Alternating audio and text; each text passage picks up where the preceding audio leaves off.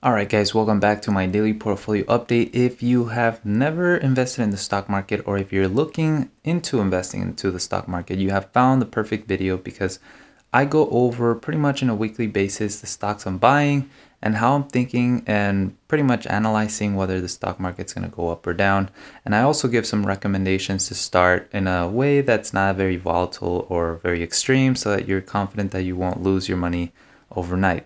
Now that could happen still, a little disclaimer there, but I think that my portfolio is actually very stable. As you guys can see, the growth, we've only deposited $9,000, and that's been in a course of 9 months, and we now have $10,000. Now today, our biggest performers is Tesla, and our worst performance is Plug and Planet 13.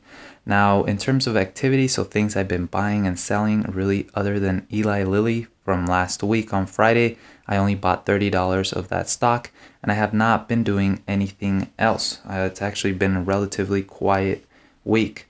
However, last week I do want to point out some best performers and our worst performers. So DuPont was our worst performer, dropping a 2.57%.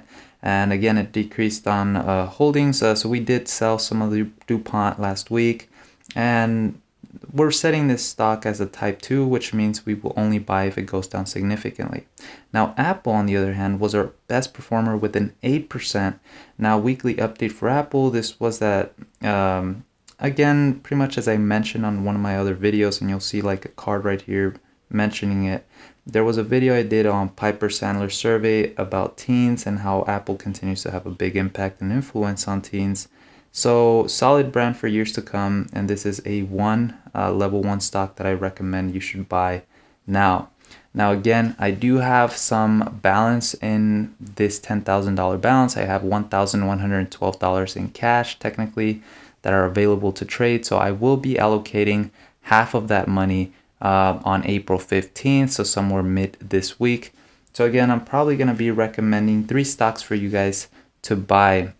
Now I do have around 10 to 12 different stocks I'm going to be buying, and I'm probably going to be sharing that either next week or Friday. But the first stock I'm going to be recommending to buy, that again, it's a buy always, is Apple. The next stock I'm going to be recommending to buy is AMD, which again, they're just recently acquiring a new company.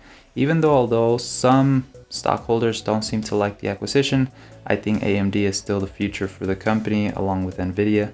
But then my third final, I guess, recommendation that I'm going to be doing today is Boeing. Boeing still continues to be a company, a recovery stock. It has not fully recovered from the pandemic drop. And so Boeing is still a good company that is innovating and can definitely give you some return on your investment. So I hope you guys enjoyed it. If you did, please hit that like button and subscribe. And I hope you guys have a great week. Peace out.